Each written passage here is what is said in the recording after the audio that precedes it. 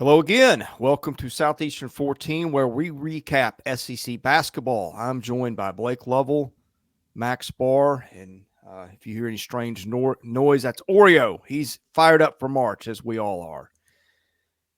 Before we get into our recap of the wins last night from Florida, Georgia, and Auburn, a reminder, BetOnline continues to be your number one source for basketball wagering needs, including pro and college hoops, throughout the year with up-to-the-minute odds, stats, and trends. You can follow your favorite team's path to the playoffs with live in-game betting, contests, and all the best player props. Experience the world's best wagering platform anytime from your desktop or your mobile devices. Head to BetOnline today. Become part of the team. Remember to use promo code BELIEVE, that's BLEAV, for your 50% welcome bonus on your first deposit. BetOnline, the game starts here. Well, things started off, I guess first tip-off last night was in Gainesville. Alabama and Florida played a dandy first time around. That one went to overtime in Tuscaloosa.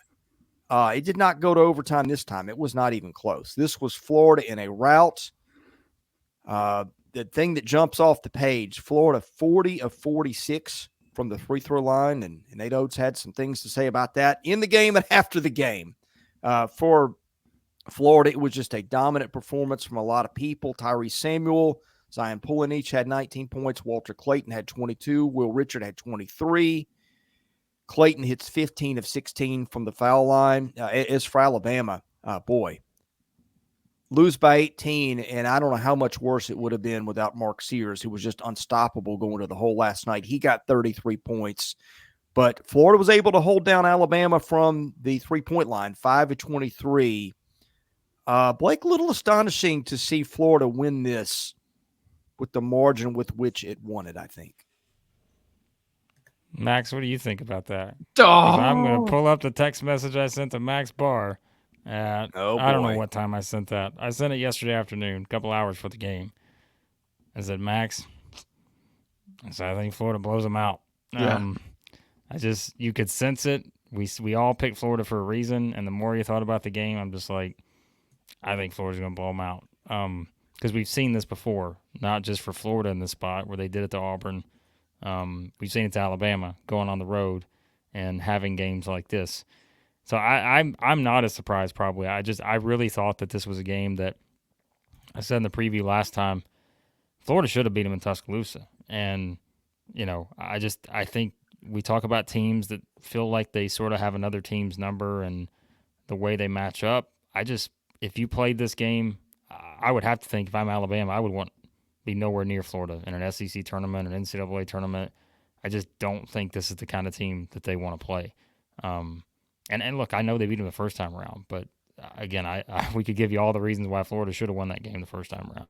And yeah, so I'm not. Yeah, I thought this was one where I'm kind of kicking myself right now because Max and the pick'em that he does on Twitter, I completely forgot to send my picks in yesterday. I'm like, I would have went all in on Florida at what were they favored by, 1.5 or something? 1.5. Unbelievable. I have no idea why that was only the case in this one. But I think KenPom had Alabama's the favorite going in. Mm-hmm. And I said, there's no way. Florida's going to be the favorite here. They should be the favorite. And, I love my SEC games that hit 71 free throws and 53 fouls. Those are my kind of specialties. So this was right up my alley to see a team shoot 46 free throws, 30 fouls on one side. But not ideal for the Tide. Exactly what you want to see if you're a Florida fan. Blake, I want to ask you a question before we go to Max. I think the stat I read on ESPN was that 40 foul shots at Florida hit was the most since like 1998. When's the last time you saw an SEC team hit 40 free throws in a game? 1998. Is that the answer? For lack of a better answer? It's happened. I know it has because we've seen. I mean, again, the SEC is notorious for free throw shooting contests over the past probably 7 or 8 years. I have to believe there's someone in there that's gotten close to 40, probably 38, 39, something like that. I have no doubt. But yeah, I'm going to go with 1998 as my answer to the trivia question. Do you know the answer, Chris? Or are you just asking? No, I don't. I'm just. okay. I thought you had the answer. I thought our fountain of hoops knowledge to my. Oh yeah, hang on a second. Let me pull out my my notebook here, where my free throws made for every team over the past 26 seasons, and I will quickly get that answer for you. So. You know, you're wired just enough to where I had that on my radar possibility. 2007, the game that was played on February 22nd. It was the Ole Miss Rebels making 43 free throws against the Canisius Golden Griffins. I remember that game very fondly, let me tell you. Mm-hmm. Another one in 2003. I think it was Tennessee defeated the Delaware Blue Hens, and I think Tennessee shot 88 free throws in that game. Made 28 of them, I think. So that was not quite 40. They missed 60. So, yeah, remember that game well too. So, you may keep going, or we top that, Max Barr. You're welcome. Jeez, Chris, wasn't it? Or I feel like it was earlier in the season. I forget what teams were a part of it. I feel like Auburn was in there somewhere. But earlier in the season, you remember you had like a love triangle going on where you were breaking up with this team and then going to this team and whatnot. Yeah. I have fallen in love with Florida. Oh. No, you can't. I got this. You two are fighting over the same girl. That's right. It's all right. I don't blame you. I more power to you. Listen, saw the stat on Twitter last night. This is Florida's first season with 3 top 20 wins since 2013-14 season. Just happens to be the year they went to the Final Four. I sent you guys a text last night. Florida's going to the Final Four. I knew people were going to talk about the free throws because, of course, is a jarring number. But also, Florida had 27 fast break points, season high for them. So they were just flying, pushing the ball every opportunity they got. And Alabama defense was then out of position and forced to foul. Now we can pick apart this call and that call. But I think that fast break point stat also kind of just goes to show like the fouls were maybe a little bit much, but it was a result of how aggressive Florida was getting out and running. Real quick on some Alabama injuries. Right side was just kind of getting back in the mix. He's probably just going to see his minutes slowly increase. They didn't want to throw him in too fast. Coming off of a concussion, it can get a little shaky there. And then Rylan Griffin is having an MRI on his calf this morning. So I don't have an update yet. I was checking my phone right before we went live here. But that's, geez, what a tough time to start getting hit with the injury bug, especially to the guard play here for Alabama. So keep an eye on Griffin and Wrightsell moving forward. They're probably going to be day to day, from here on out, really. But real quick, before we move on, you know how I love to do my Bart Torvik, where I filter the data and to only show certain times. Since February 1st, so 5 weeks, basically 4.5 weeks. This is Alabama and Florida compared to each other. Alabama's defensive efficiency over the last 5 weeks, 184th on Torvik. Florida's is 46th. Oh. Overall, Alabama's 28th in the nation. Florida is 17th. And now, Blake, you just said a few minutes ago, Florida should have won in Tuscaloosa. And now they drill them here at home. Now, I'm not trying to step on any toes of Alabama here or anything. I like them too. But this may sound like a hot take. Florida is a better basketball team right now. They have been over the past 5 weeks, and pretty much every number shows that. And now in our power rankings, it doesn't reflect that. But at my next week, it's gonna reflect that Florida is a top 4 team in this conference right now, and I'm buying in. You're moving them to number 1 next week, aren't you? I might move them to like 0. It might be above 1. Let me just tell you, ask and you shall receive, because you knew I wasn't going to let this free throw trivia note fly by. Oh, so boy. I have found the answer to your question, Chris. Oh. 2004. I had one half of this when I brought up the fictional Ole Miss game against Canisius, but I did not get Arkansas as the other half, which, boy, that makes sense.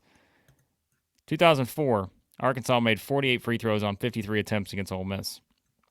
1992, Tennessee made 48 free throws on 59 attempts. So I had the two teams right, Ole Miss and Where Tennessee. are you getting these stats? I'm looking at the SEC record book. His notebook. Tied. Yeah, actually, I've got it right here on my desktop. I've just got a bunch of folders that just have free throw attempts for every game.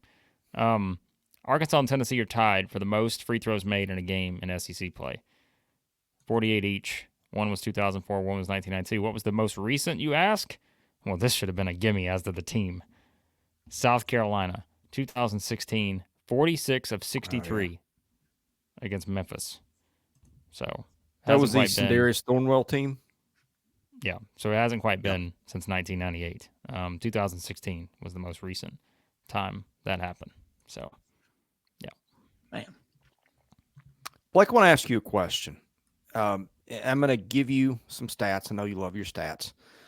Alabama's last 5 games, 105 points allowed to Tennessee, to Florida, 81 to Tennessee, 88 to Ole Miss, 117 to Kentucky, 93 to Florida. And you go back a little further than that, they're not great either. And I get that Alabama plays at a fast tempo. This is starting to remind me of a more polarized version of Nate Oates' team 2 years ago, when I think he complained a lot about they couldn't defend. I feel like they're worse defensively than that team, although better offensively. Is that fair? And I'm starting to think that the end is going to be similar. That's probably harsh, but point is that team lost in the first round of Notre Dame by 14 points. It just is getting the feel of that year 2 years ago for me. Is that fair? I mean, probably, but I think we've known that all season. I mean, we've said that from the start, that the difference in his best teams have been the teams that have been in the top 5 in the country in defensive efficiency. They've been top defensive teams, not just in the SEC, but in the country. And like we've known from the start, this wasn't going to be that way for this team. So as much as I hype them up based on their offense. Like, they get the right matchups, they'll still go out. They can still outscore 6 straight teams and do whatever, right? Like, they can do it. But the chances of you getting the right matchup are not great in every step of the way. So, yes, this team does not have the margin for error that the team last year did, the team in 2021 did, because that team had all worldly defensive performers and Herbert Jones and the Clownies and the Bediacos last year, and the way they defended, like, yeah, this team doesn't have that. But I think we've known that from the start. Alabama's just kind of been playing with, they've gotten by to this point, and now they've lost 3 or 4 to 3 of the top 5 teams in the league. So they always had their limitations. I mean, we have fun here, but I know that this team has limitations. Like, it's very clear. So you can just look at it and see the points that they give up. But you're still going to have the games where they come out and, you bring up how many points they've allowed in the past, whatever games, right? But you can also go further and say, well, they scored 109 against LSU, 100 against A&M, 98 against Florida, 95 against Kentucky, 103 against Ole Miss. So it's just, it's all about the matchup. And like I said, there are some teams that they clearly do not match up well with. I think Tennessee's one of them. I think Florida's one of them. So you just got to hope to stay away from those kind of teams. And also just, I mean, that team did lose in the first round that year, but let's also remember that was the game where Javon Quinterly tore his ACL early in the game, played 3 minutes, and you don't know how that changes things, but, it's still, though. Yeah. Do I think this team has the ceiling of last year's team? No. But they're still good enough to reel off a bunch of wins in a tournament setting, just because if they get hot, then they can still outscore teams. So, one more question. The Ryland Griffin play.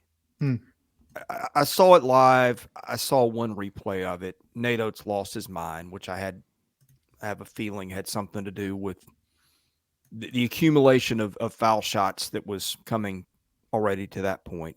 But anyway, I know it was a big collision. I didn't see anything. I mean, sometimes you just two guys banging each other going for a ball, and that's the way I saw it. Did I miss something there? I didn't see anybody gaining an advantage, but I might have misseen it. Well, I mean, I think that's a good way to put it because if you think about some of the flagrant plays, the Oh my suspendable plays goodness, that we've seen recently, I don't think this was in that category. no.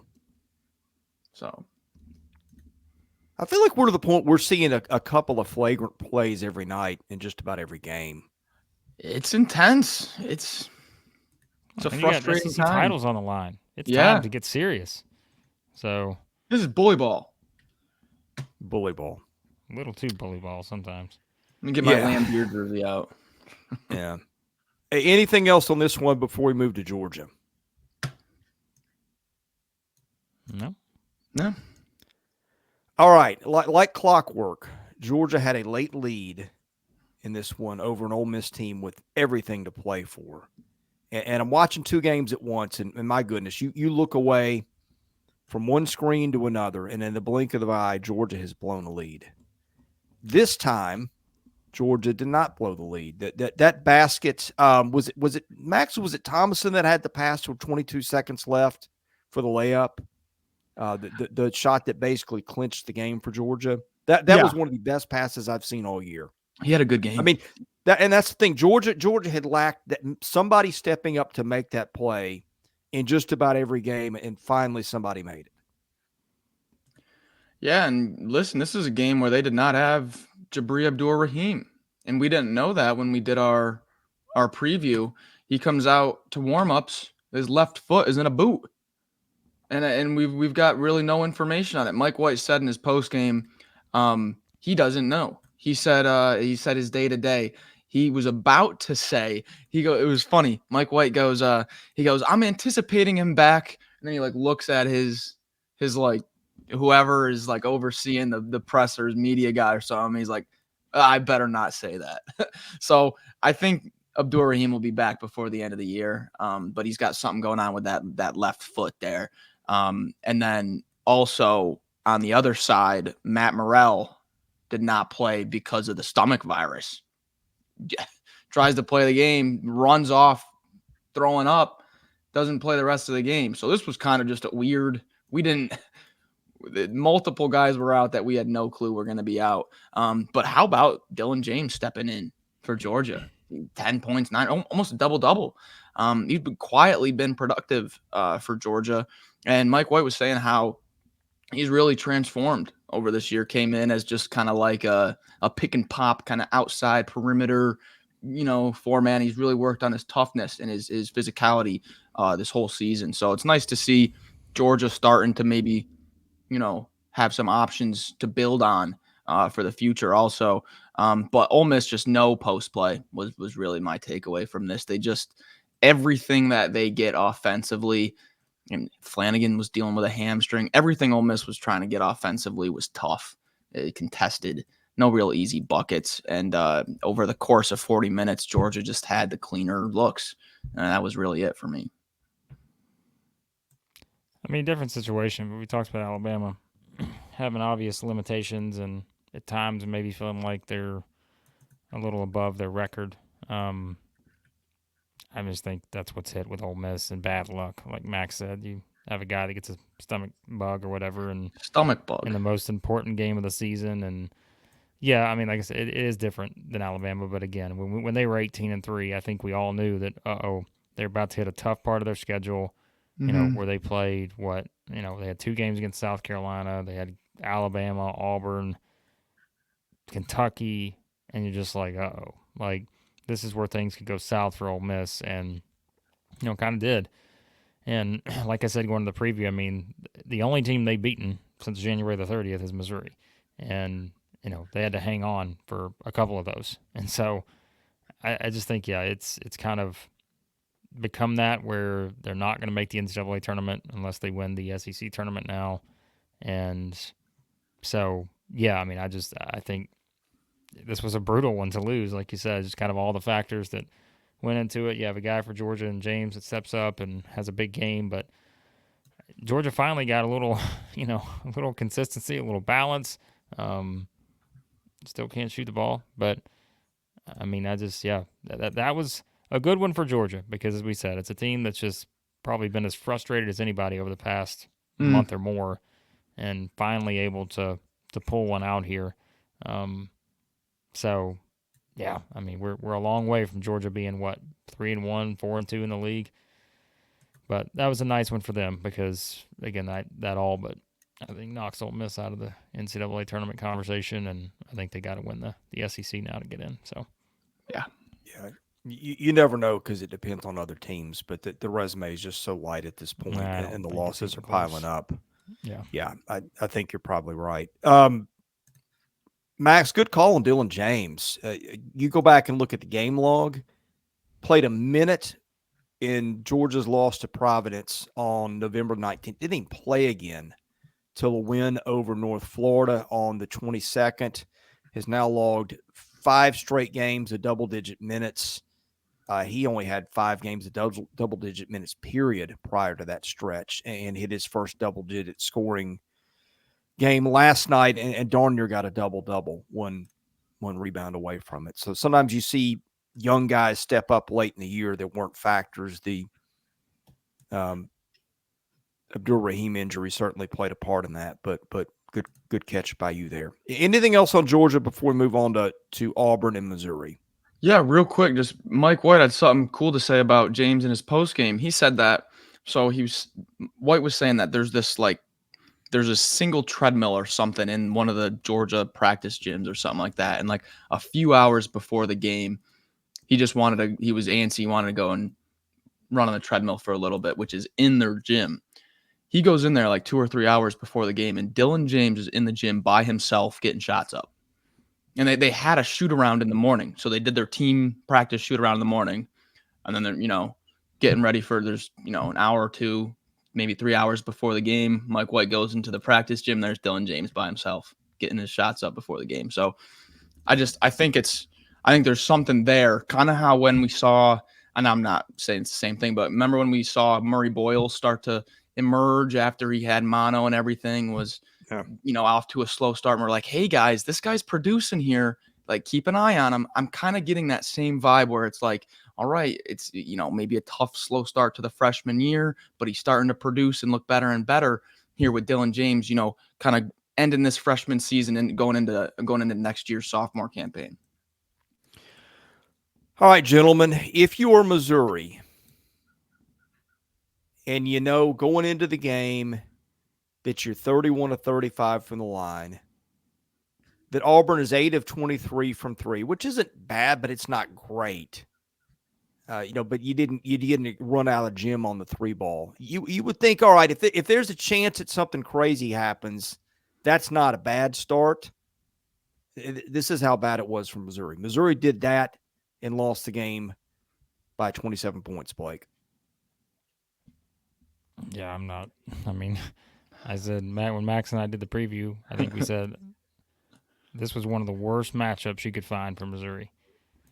Team with depth, team that can score it efficiently inside the arc, team that can rebound. That was the difference. All those things. So, yeah, if you thought you're shooting 35 free throws, you'd have thought, all right, well, we got a shot here. But I think Max and I talked about in the previous, Missouri probably keep it closer, maybe, but maybe not, because Auburn's just considerably better. And when you have a team that plays another team and one is considerably better, there's always the chance that you're going to get blown out. So, I don't really have anything to add here. This has been inevitable for a while. You've heard the tone in my voice settle in about 10 games ago when I knew this was going to happen. I knew that 0-18 was coming, and I've accepted it now, and we'll sit back, open up a can on Saturday, and just watch as LSU probably wins by 20. So, good win for Auburn. 101 on the road. Doesn't matter who you're playing, you'll take that. And, yeah, the depth as usual. Flexing for the Auburn Tigers. they just keep doing their thing, man. So I think Auburn is sitting in a great spot here, heading into that finale against Georgia. And look, I mean, we'll talk more about it after Saturday, but there's multiple teams that can win the SEC tournament, and when you have the depth that Auburn has, and you're playing that many games in a row on back-to-back-to-back days, that's a nice spot to be in. So they got to be considered one of the favorites without question. Johni Broome only had 3 blocks, but if there was a stat for shots altered that resulted in a miss, I don't know, he would be in double digits in this game. The amount of times that Sean East beat his initial defender, looks like he has a layup. Same thing with Tamar Bates, and then Broome just out of nowhere comes and swats it, or comes and alters the shot, or even doesn't even let him get a shot off. They're scared because Broome just blocked the last one or something like that.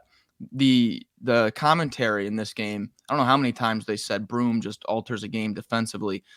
When you look at the numbers and you think like, okay, well, geez, they made 31 free throws and all this and that. Like they should have a chance to, maybe make this close. If these are what the numbers look like, they shot 34% from 2. Auburn shot 62% from 2. I mean, that's the night and day. Auburn got whatever they wanted inside. Yeah. Complete opposite for Missouri. It was like pulling teeth trying to get a clean look from inside. So that was just the difference from me. When moving forward with this Auburn team, they're matched up.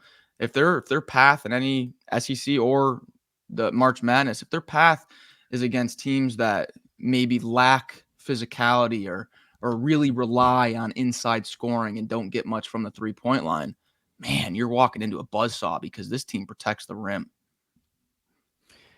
Watching that game, 2 things stood out. Missouri just said, screw it. If we're going to have a chance to get an upset, something crazy needs to happen. That they pressed Auburn. That didn't work when they got Auburn in the half court. I don't know that I've seen much of a bigger physical mismatch between teams. Auburn just took the ball to the hole. It would. Missouri couldn't guard anybody. You had for a little comedy, you had the missed dunk late. I don't know if you saw that one. Mm-hmm. Yeah, I mean, that's just Jaylen Williams looked well again. Was terrific last night. 5 of 7 from the floor, 5 of 5 from the line. I mean, it just was kind of what we expected. Nick Honor finally missed a free throw. There was that for newsworthy stuff. Other than that, I'm out of things here. I'm not. So I don't know if anyone saw the article that I shared on Twitter from one Mr. Ken Pomeroy about the Missouri Tigers. He wrote this on Monday, and he echoed. Everybody knows everybody likes to understand. I play up my biases, but I've said throughout the season, and I know it just sounds ridiculous. I'm like, I don't think Missouri's that bad, and I know now they're 0-17, about to be 0-18, but for all the computer BS that people like to spew out there, there is validity to what we have said. And it's not just me. I think we've all kind of touched on it a little bit about how, when you look at it, look how many close games they played, they've come up short. And here's the line I'll give you, the sentence of the year right here, okay? Quote, "The thing is, while Missouri is not a very good basketball team by SEC standards, they do not actually suck." That is a great quote within this article. And I can see Chris's face over there. He's just wanting to tell me how bad Missouri does suck. But, I mean, it is an interesting point, though. Statistically, if you look at it, they will go down as the best winless power conference team in the Ken Pom era. You know who the second one would be? That'd be Vanderbilt. Who, again, I think I'd still take this Missouri team. The best Ken Pom rank for teams without a conference win since 1997. Missouri would finish above like Iowa State, went 0-18, Georgetown. Those teams were all like 20+. A&M went winless. That was back in Big 12, 2004. So, yeah. I think it's just it's interesting to look at. Like if you really look at the the numbers, it is fascinating to look at how different this season could have been. But unfortunately, you don't get the do-over each season. And so, yeah, because I think, again, this was Monday, so this is going to change after a 27-point loss. But Missouri's average margin of defeat, 10.1 points per game, ranks second lowest among the 58 teams that have gone winless since 1997. So, that's what we said. It's like, and of course, this game you add to that number, but it's not like they're going out and getting beat by 25 every night. Like, they've been right there. And so, yeah, just brutal, man. Were you guys ever in school and Yes. you were assigned like a good? I did go to Thank school. you, Blake. Yeah. Good. That's good to know. Yeah. You didn't take math class, did you? Or you Yeah. avoided those? Did you skip those? I Okay. I took math class. Yeah. My favorite, one of the part you always dreaded is the group projects, and like when they were random assignments and you got stuck with like the last person or people you'd ever want to get stuck with, and you're like, oh no, anybody but that. I feel like that's what just happened here. Blake has got to the point of desperation that he's citing computers after just bashing them all year is evidence. I mean, that's kind of what he's gotten this pairing of desperation where he's got nothing left, and so he went there. I cited Ken Pomeroy. He's not a computer. He's a human being, folks. He's got feelings just like all of us. Okay? So let's not kid ourselves here. I am citing written English. This is not AI generated. This is a human being writing this, not the aliens. Max and I have had our talks about the aliens. It's not the aliens. It's a human writing this stuff. Okay? So I'm just telling you. Anybody want to take a guess at how many different starting lineups Missouri has used this season? This was written on Monday. I don't know if they used a different one last night. I don't know. Maybe we had another. Anybody want to take a guess at that number? 14. 11 different starting lineups this season. So, very interesting. How many do you think Arkansas's had? 28? Oh, gosh. I don't know. 37. A headache. That's how many. Brutal. So, anyways, that's all I got on the Tigers. Read it. Your read of the day. kenpom.substack.com. By the way, you're not wrong. Of course I'm not. And if I was, would I ever admit when I'm wrong? Oh. You would just double down. Of course I would. No, I was wrong about Missouri this season. Safe to say. Also wrong about Arkansas. Also wrong about South Carolina. We could keep going, but sorry, we're out of time. I'll cap it there. Yeah, we're wrong a lot, but that's what makes it fun. If we nailed it all, would this be fun? No, it would not. Well, maybe, but not as much fun as this randomness that's thrust in front of us, where Dennis Gates can't win a game and Lamont Paris is battling for titles, and that's not random. We got the title on the line tonight. We do. Title's on the line. Title bout. All right. What does the winner get of this title bout, Blake? What's the trophy look like? I don't know. We'll come up with something. If it was at Tennessee, we could do a big fruit basket. Big golden fruit basket on a trophy for winner of the food fight. If it's for South Carolina, yeah, don't comment on that one, folks. I can already tell you where the comments are going on that one.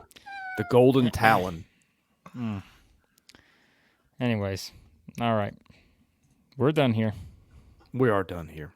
We will recap Wednesday night stuff. We'll predict and preview all the stuff this weekend. We'll react to that. I'll keep an eye on baseball, football content, whatever. It's a busy world, and we're just trying to keep up with it. Hope you will keep up with it by hitting the subscribe button. We went over 15,000. Thank you to those listening. Quick shout out. We appreciate you guys. We always say, you don't have to agree with everything we say. We have a lot of fun here. We know sometimes we probably have a little too much fun. We may not be serious enough. But you know what?